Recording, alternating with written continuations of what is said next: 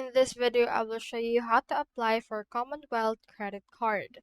So head over to combankltd.com. So since this is actually the Commonwealth Bank website. So we have in here these options for the credit card. If you can't find it, you can just head over to the quick menu and find the credit card options for the apply now options right here. Now in here, click onto this apply now option right there and it should be able to proceed you to the redirection of the credit card option. So from in there, just wait for this to actually load. And from in here, choose in here your preferred banking center. It can be chosen through these options right here. I'll choose Town Center Mall. Then just check on yes, I meet the requirements. So do take note that you need to be a resident of the Bahamas in order to have this.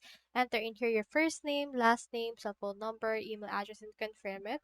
After that, click on continue and then just answer all of these things that's been added about yourself, so applicants, product details, financials, review consent documents, and the completion page right there.